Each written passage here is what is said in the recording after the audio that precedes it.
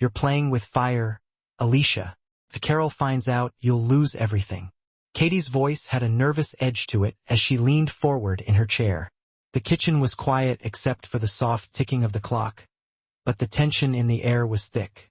Alicia, casually sipping her wine, smirked and leaned back against the counter, clearly unbothered. That loser won't find out, Alicia said, waving her hand dismissively. Carol is too wrapped up in his work to notice anything. We barely even talk these days. She took another sip of her wine, her eyes shining with something between confidence and carelessness. Katie frowned, her fingers playing nervously with the rim of her coffee mug. She studied Alicia's face, trying to gauge whether she truly understood the risk she was taking, or if she was simply blinded by the thrill of the affair. I don't know, Alicia. You think you're being careful, but secrets like these always have a way of coming out. And Carol, he's not the type to just let this slide. He's a calm guy, but everyone has their limits. Alicia rolled her eyes. Katie, you're overthinking this. I've got everything under control. I know what I'm doing, she said, smiling to herself, clearly enjoying the dangerous dance she was in. Besides, Frank is worth it. He's nothing like Carol, he's exciting. Her voice softened when she spoke about Frank, her lover. Katie shook her head slowly, glancing at the kitchen window where the late afternoon light was starting to fade. She had seen Alicia's marriage slowly disintegrating over the years. It wasn't that Carol was a bad husband. He provided for Alicia, was stable and dependable, but that was exactly the problem. Stability had turned to monotony. The excitement Alicia once felt in her marriage had vanished, replaced by dull routines and quiet resentment. I get it, Alicia, Katie said after a moment. Carol doesn't give you what you need anymore, but you're playing a dangerous game here. Dangerous? Alicia scoffed. Carol wouldn't hurt a fly, and besides, if he does find out, then maybe it'll finally push him to leave. I wouldn't mind getting out of this marriage. Katie stared at her, her mouth slightly open in disbelief. Do you hear yourself right now? You're talking about blowing up your entire life, your marriage, your home, as if it's nothing. Alicia shrugged. Maybe that's because it is nothing. I'm bored, Katie. I'm tired of pretending. Carol and I haven't been happy in years. This affair with Frank is the first thing that's made me feel alive in a long time. Katie leaned forward, her eyes hardening. And what about Frank? Do you really think this is going anywhere with him? What happens when the excitement fades with him too? Alicia paused, swirling her wine glass absent-mindedly. I don't know, she said finally, her voice quieter. I guess I'll figure that out when it happens. The silence that followed was heavy. Katie could feel the distance growing between them, the friend she once knew slipping away into a world of reckless choices and dangerous desires. But she couldn't shake the feeling that Alicia was walking into something far darker than she realized. Alicia, Katie said carefully, just promise me you'll be careful. Men like Carol might seem calm, but if you push them too far, there's no telling what they'll do. Alicia chuckled softly, but there was a slight tension in her voice now. I'm not scared of Carol, Katie. He's not going to do anything if he finds out. He'll be upset, sure, but he'll move on. He's not some crazy person who's going to lose it. Katie stood up, setting her mug down with a soft clank. I hope you're right, she said, grabbing her jacket from the back of the chair. But just think about what you're risking. Affairs never end well. I've thought about it, Alicia said, walking her to the door, and I'm ready for whatever happens. As Katie stepped outside, the cool evening air hit her, and she hesitated for a moment. She turned back to Alicia, her expression serious. If you're not careful, this whole thing could come crashing down around you. Alicia smiled again, that same confident smirk. I've got this, Katie. Trust me.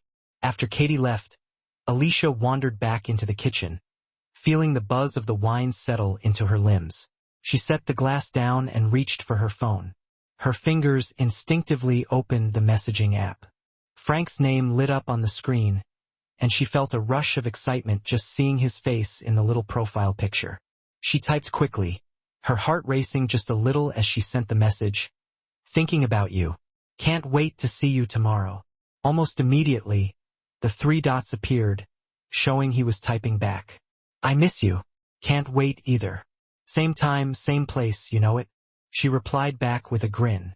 There was something intoxicating about their secret meetings, the sneaking around, the thrill of getting away with it.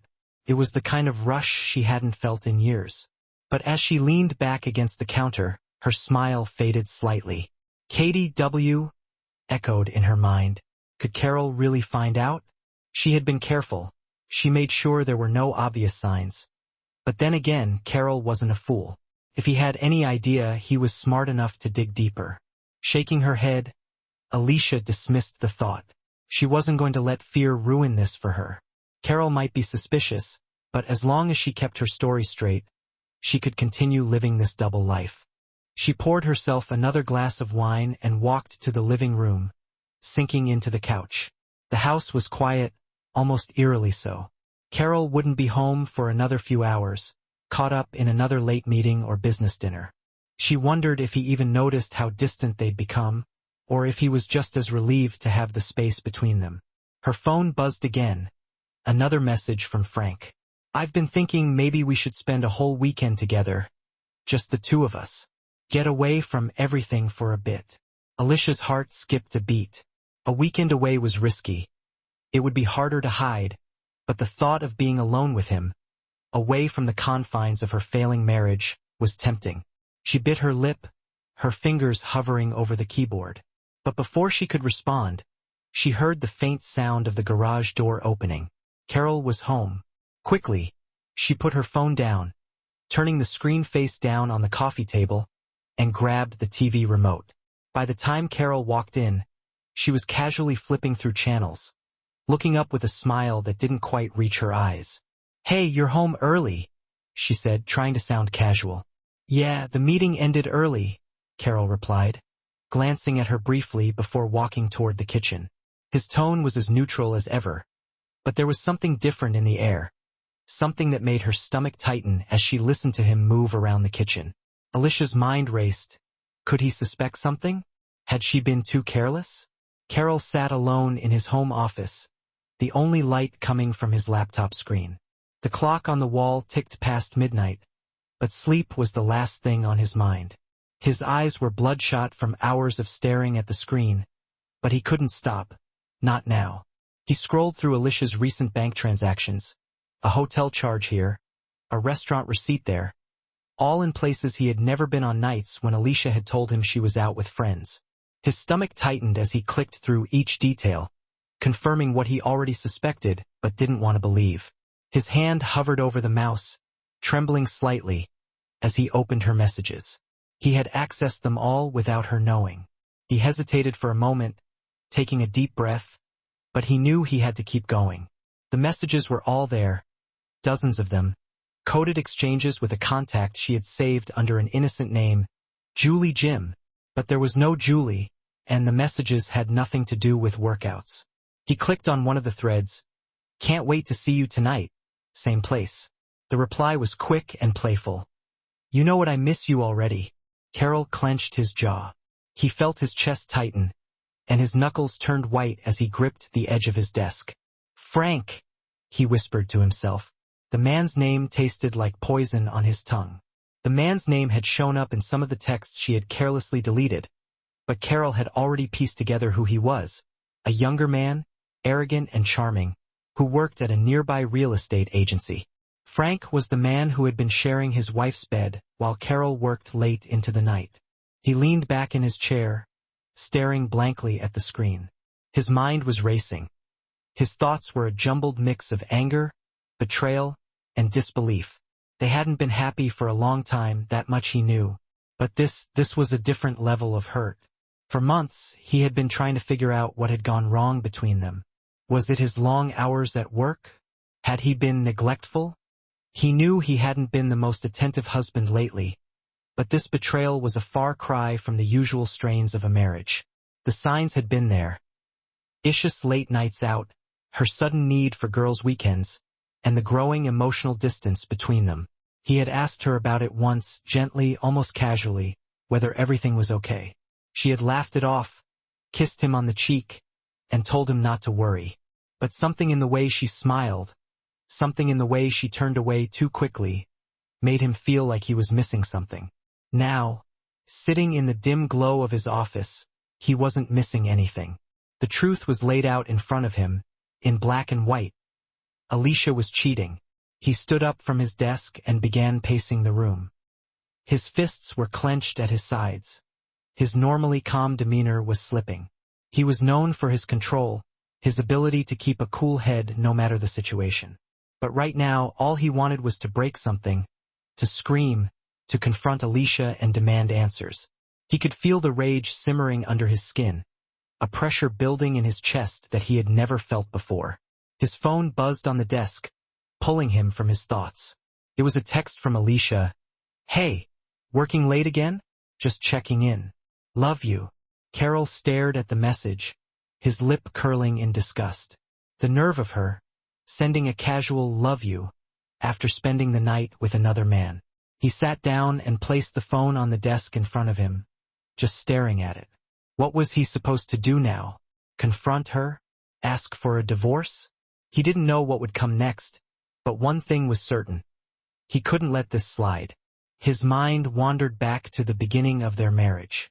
He remembered how deeply in love they had been, the laughter, the plans they made, the dreams they shared. It had been perfect, or at least it had seemed so. Over time, things changed. They drifted apart in ways he couldn't explain. He worked harder, longer hours, thinking it would be enough to build a future they both wanted. But apparently, while he had been working to secure their future, she had been out securing something else. Carol turned back to his laptop and pulled up the folder he had been quietly building for weeks. Photos of Alicia with Frank, screenshots of conversations, bank statements showing the dinners and trips she had taken without him. He had known something was wrong, but now, staring at the evidence, he realized just how deep it went. She hadn't just cheated once or twice. This was a full-blown affair. The name Frank kept ringing in his head. The image of this man, this stranger who had taken what wasn't his, was etched into Carol's mind. A younger, more carefree version of the man he used to be, a thrill-seeker, someone who wasn't tied down by the burdens of a long marriage. Carol could almost picture him laughing, probably thinking he had outsmarted the husband, thinking he was getting away with it.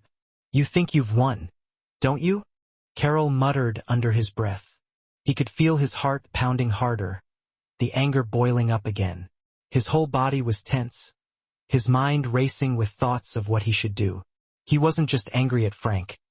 He was furious at Alicia for thinking she could fool him, for thinking she could live a double life and that he would be too oblivious to notice. But Carol wasn't oblivious. He had always been observant, always a step ahead in his business dealings and in life. He had built a successful career on being able to read people, to anticipate moves before they were made. How had he missed this? He clicked on another file and opened a picture of Alicia and Frank at a restaurant. They were laughing, her hand on his, their faces close. The sight of it made Carol's stomach turn. This was what his marriage had become. A lie. His eyes moved to the clock. It was nearly 2 a.m., and Alicia was probably asleep by now, unaware that her secret life had unraveled. Carol closed his laptop slowly and sat in the silence of the room. He wasn't ready to confront her yet. No, this needed to be handled carefully. This was more than just betrayal. It was war, and Carol was a man who knew how to win wars. He would bide his time, let Alicia continue her charade, and when the moment was right, he would strike. But for now, he would wait and he would watch. He picked up his phone, reread Alicia's message, and replied simply, "Love you too." Then he set the phone down and smiled. It was a quiet evening when Alicia walked through the front door, keys jingling in her hand as she stepped into the hallway.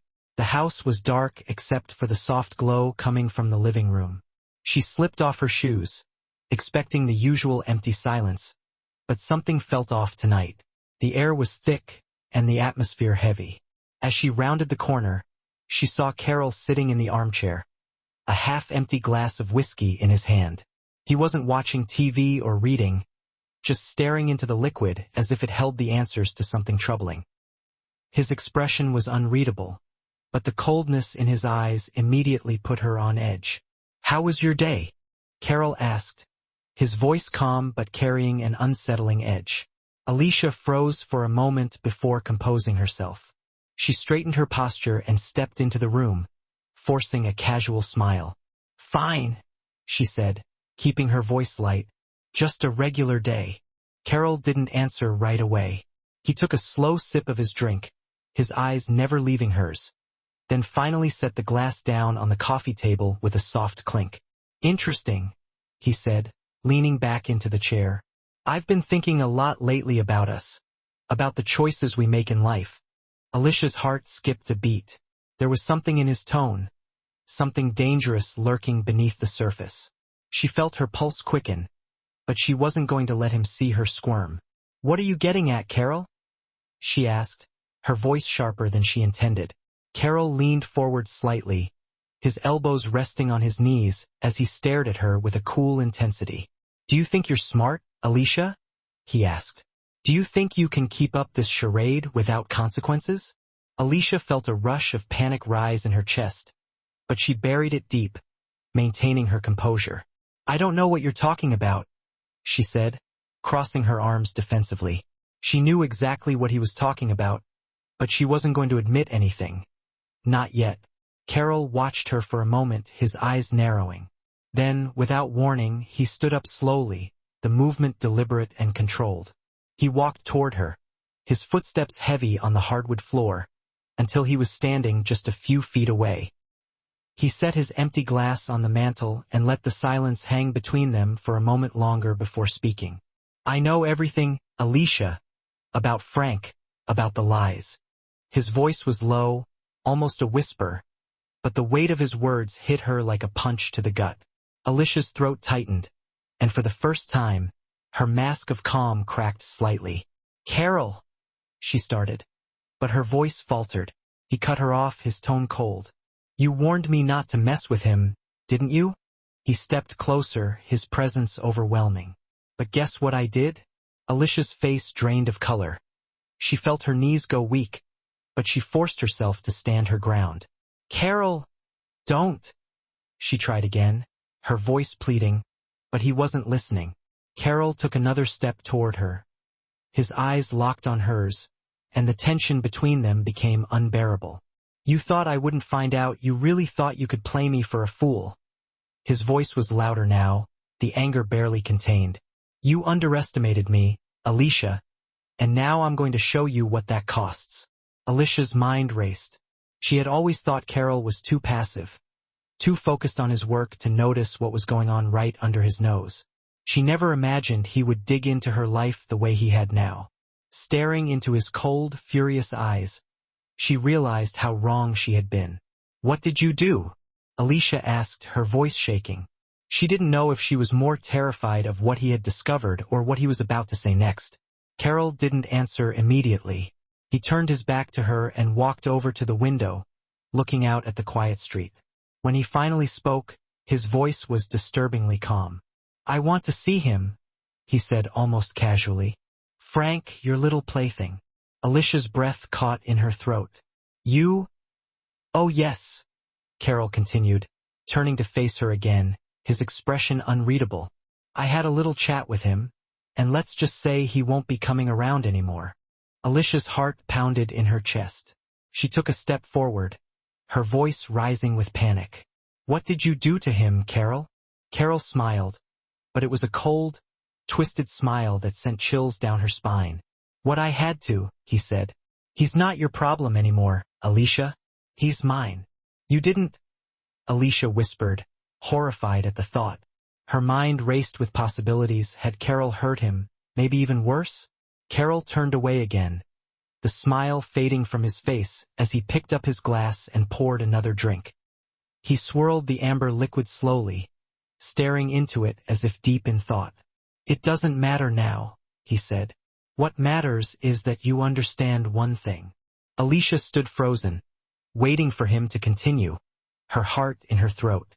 Carol turned back to her, his voice deadly calm. "This little game you've been playing is over, Alicia, and now you're going to live with the consequences." She opened her mouth to speak, to defend herself, to explain, but no words came out. The weight of his words, the finality of them, hung in the air like a death sentence. "Carol, please, it was a mistake," she whispered. He cut her off, shaking his head slowly. "No more lies, Alicia. You've said enough." He downed his drink and set the glass down on the table with a decisive thud. "I'm done." Alicia felt the ground shift beneath her. She had always thought she was in control, that she could manipulate the situation to her advantage. But now, standing in front of her husband, seeing the cold fury in his eyes, she realized that she had lost completely. "What are you going to do?" she asked quietly, her voice barely above a whisper. Carol walked past her without a word, heading toward the stairs. Before he disappeared from view, he turned back one last time, his face expressionless. "You'll find out soon enough," he said. And with that, he walked away, leaving Alicia standing alone in the darkening room, her world crashing down around her. Carol had always been a man of strategy. His business success came from meticulous planning, knowing when to strike, and most importantly, understanding his opponent. Frank was no different to Carol. Frank wasn't just a man who had slept with his wife. He was a problem to be solved, a weakness to exploit. Carol had been patient, gathering every detail, waiting for the right moment to act. For weeks, Carol followed Frank from a distance, learning his routine, his habits, his vulnerabilities. Frank was careless, confident in his charm and his ability to fly under the radar. He was the kind of man who thought he could get away with anything, much like Alicia had, but Carol knew better. It was a cool evening when Carol put his plan into action. Alicia had left earlier for what she thought was another discreet rendezvous. She hadn't even bothered with excuses anymore. The lies had grown lazy and transparent. Carol watched her go without a word, already knowing where she was headed that night. Though he wasn't interested in her, his focus was on Frank. He waited until it was dark before slipping out of the house. The drive to Frank's apartment was quiet, the hum of the engine steady as his mind replayed every step of his plan. He parked a block away and walked the remaining distance, blending into the shadows like a predator stalking its prey. He had done his research. He knew Frank would be back soon. Carol positioned himself near the entrance of the apartment complex, concealed by a row of cars. He watched the minutes tick by, his pulse steady, his mind sharp. This wasn't about emotion anymore. It was about precision. Revenge was best served cold, after all. Finally, the sound of an approaching car broke the silence. Carol shifted slightly, staying hidden as the vehicle pulled into a parking spot. The driver's door opened, and Frank stepped out. His casual swagger immediately grated on Carol's nerves. Frank was oblivious, not a care in the world, as he fished his keys from his pocket and headed toward his door. "You must be Frank," Carol said, his voice calm, chillingly composed. Frank froze, his hand halfway to the lock, and turned slowly, his face a mixture of confusion and annoyance. He hadn't even registered the danger yet. "Who the hell are you?" he asked, his eyes narrowing as he tried to place the stranger standing just outside the shadows. Carol took a slow step forward. His eyes locked on Frank's. "I'm Alicia's husband," he said. The words were simple, but the weight behind them hit Frank like a freight train. Frank's face paled, and for a moment, he stood there, frozen, as the realization dawned. His mouth opened to say something, maybe to explain, maybe to lie, but the words never came. Instead, his hand instinctively reached for his phone, fumbling in his pocket. Carol saw the move coming, but he didn't flinch. He had expected it. Before Frank could react, Carol closed the distance between them in 2 quick strides, his hand lashing out to knock the phone to the ground. It clattered on the pavement, the screen cracking as it skidded away. "You think you're clever, don't you?" Carol said, his voice low but filled with quiet menace. "Sneaking around with my wife, thinking I wouldn't find out." Frank tried to step back, but Carol was already on him, in one fluid motion shoving Frank hard against the wall, pinning him with an iron grip on his collar. Frank's breath came in short, panicked gasps, his eyes wide with fear. "Look, man, I didn't know," Frank stammered, his voice shaking. "Don't lie to me." Carol growled, tightening his grip. I've seen the texts, the emails. I know everything. Frank's eyes darted around, looking for an escape, but there was none. Carol's calm demeanor only made the situation more terrifying. This wasn't a man who had lost control. This was a man who had planned every second of this moment. You thought you could just walk away, didn't you? Carol continued, his face inches from Frank's. You thought there wouldn't be consequences. Frank struggled against Carol's grip, his voice cracking as he tried to reason with him. Look, I'm sorry, okay? I didn't mean for things to go this far. Carol smirked, his eyes cold and calculating. It's too late for that. Without warning, Carol released his grip on Frank's collar, but before Frank could react, Carol swung his fist hard into Frank's stomach.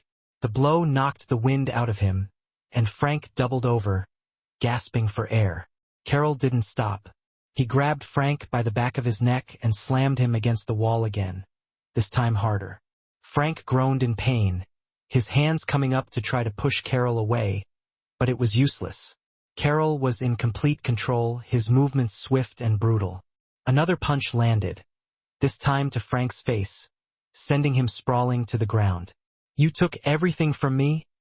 Carol hissed, standing over him. You thought you could get away with it, that you could walk away unscathed. But now you're going to learn what it feels like to have your life ripped apart.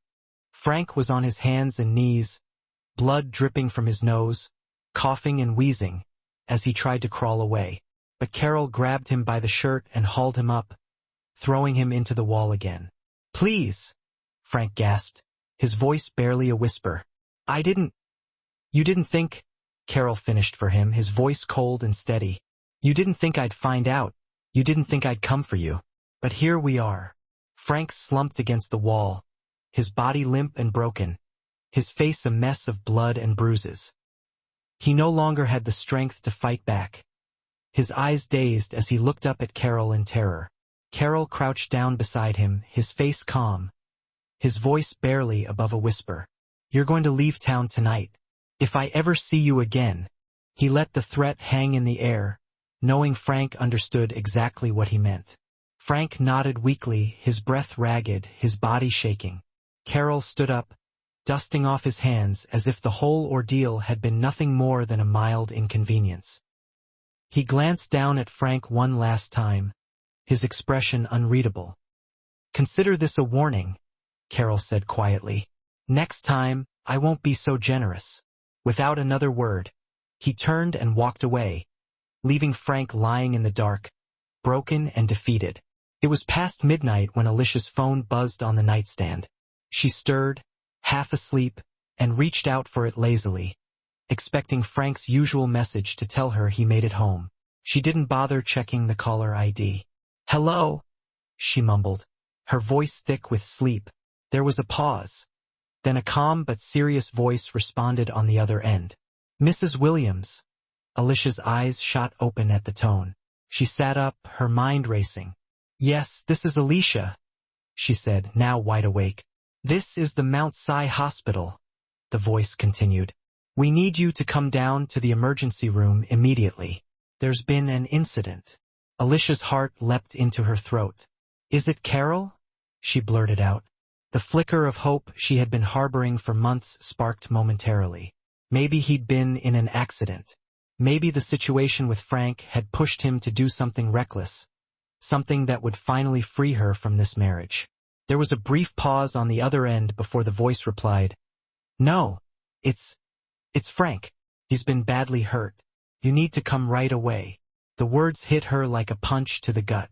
Frank, she repeated, her voice barely above a whisper. She swallowed the taste of bile rising in her throat. What happened? The voice on the other end remained professional, but Alicia could hear the underlying tension. He sustained severe injuries, Mrs. Williams. The doctors are doing what they can. Please come as soon as possible. Her mind reeled. What had happened? Had Carol found him? The thought was too terrifying to fully process. Without thinking, she threw the covers off and scrambled to get dressed. Her hands shook as she fumbled with the buttons of her shirt. The drive to the hospital was a blur. Alicia barely remembered getting into the car or speeding through the quiet streets. All she could think about was Frank, his face, his smile, the way he had made her feel alive again. And now he was lying in a hospital bed, hurt badly. The voice had said. By the time she pulled into the hospital parking lot, her mind was spinning with questions and dread. She rushed through the entrance, her breath coming in shallow gasps as she made her way to the front desk. "I'm here for Frank." "Frank," she stammered, struggling to recall his last name in a moment of panic. The nurse at the desk nodded, her expression grim. "He's in room 316, third floor. The doctors are still with him, but you can go in." Alicia didn't wait for more. She rushed toward the elevator.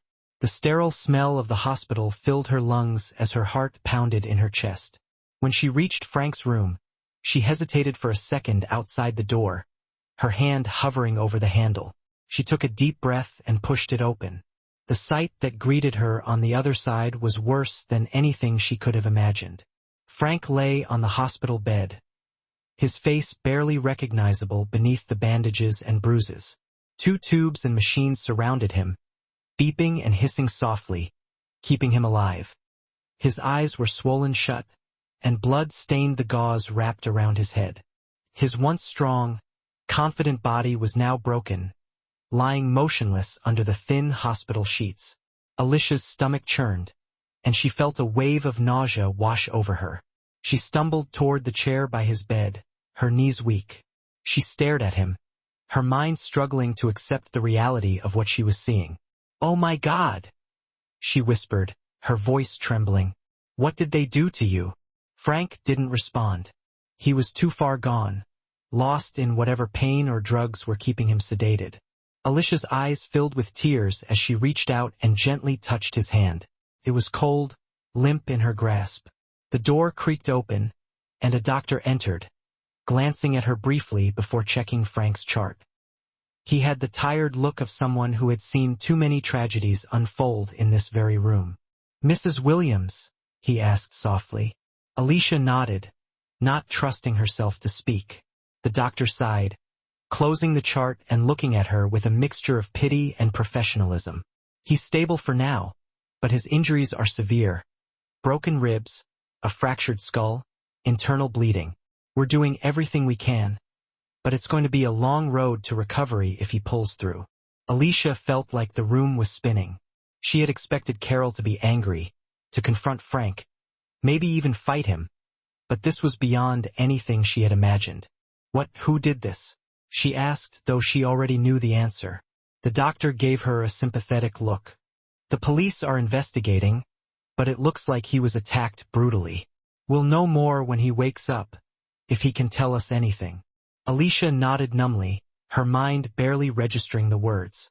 She sat in silence for what felt like hours, staring at Frank's broken body.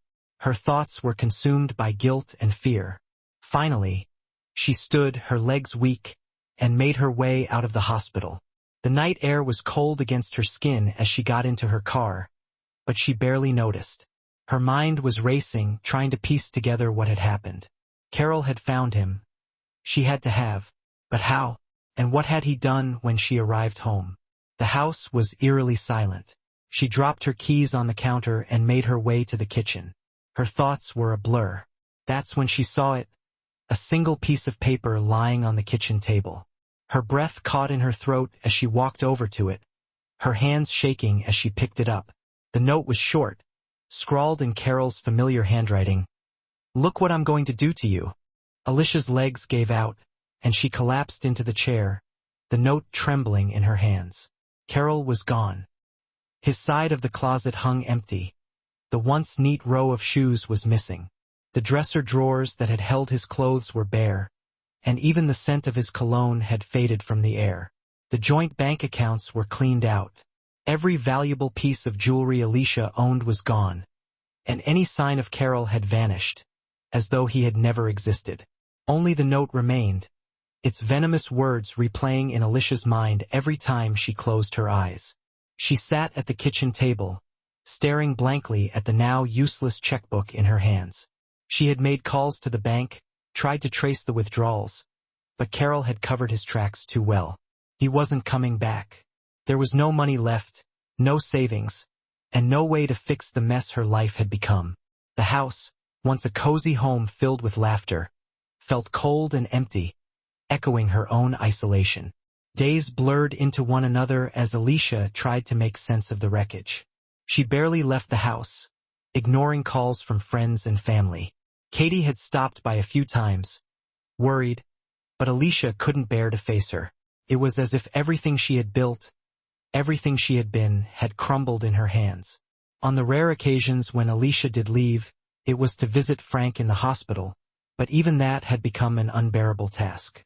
His condition had stabilized, but the damage was done. He would never be the same. The man who had once brought her excitement and passion now lay in a hospital bed, broken both physically and emotionally. One afternoon, Alicia stood outside Frank's room, hesitating. She hadn't seen him since the night Carol had attacked him. She could still remember the nurse's voice when she had asked about Frank's condition. "He's recovering," they had said, "but slowly. His injuries are severe, and the road ahead will be long and painful." She gathered her breath and knocked softly on the door, hoping he might be willing to see her. Frank's eyes flicked up at her from the bed, cold and distant. "What do you want?" His voice was rough, a shadow of the man she had once known. Alicia took a step forward, unsure of what to say. "Frank, I'm so sorry. I never meant for any of this to happen." He laughed bitterly, though it turned into a grimace of pain. "You didn't mean for this. What did you think would happen, Alicia? You played with fire, and now we're both burned." Her eyes welled up with tears, but she forced them back. "I didn't know Carol would do this. I didn't think he was capable." "Stop." Frank cut her off, his tone sharp. "I don't want your apologies. I don't want your pity. I've lost everything because of you, my job, my reputation, my future. You think sorry is enough?" His words were venomous, each one laced with anger and bitterness. Alicia stepped back, feeling the weight of his resentment. "Frank, get out." His voice was final. His eyes locked on hers with an intensity that left no room for argument. "I don't want to see you again, Alicia. We're done." She stood frozen for a moment, the words sinking in. Finally, with nothing left to say, she turned and walked out of the room. The door clicked softly behind her, but the sound echoed loudly in her chest. It was over. Frank was gone, just like Carol, and now she was truly alone. Meanwhile, in a new city hundreds of miles away, Carol thrived. He had taken everything, her money, her jewelry, and any shred of dignity she had left, and built a new life for himself. The man who had once been consumed by the quiet, methodical grind of his marriage had shed that skin, reinventing himself with the money he'd stolen. He was no longer the quiet husband who stayed late at the office, oblivious to the world around him.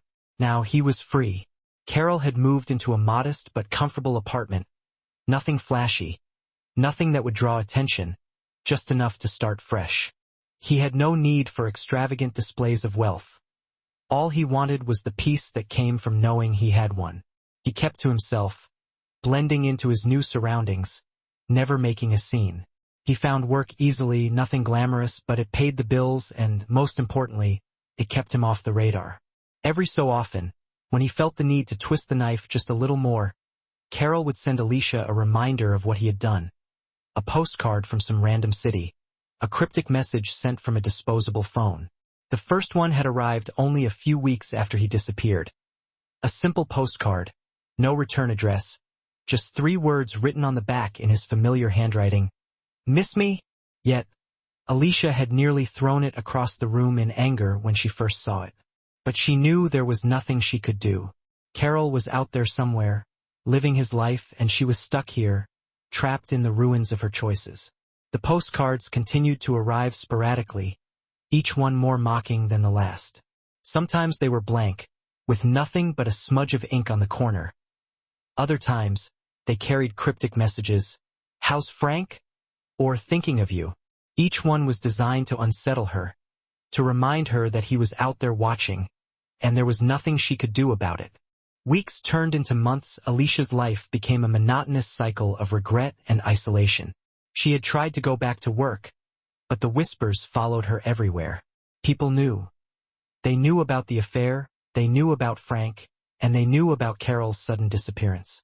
She could feel their judgment in every glance, every hushed conversation that stopped when she walked into the room. There was no escaping the consequences of her choices.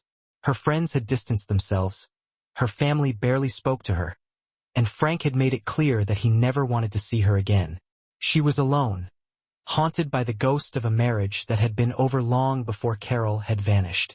And yet, despite everything, despite the postcards and the guilt and the loneliness, a part of her still held on to the hope that maybe one day Carol would come back. But deep down, she knew the truth. Carol had moved on.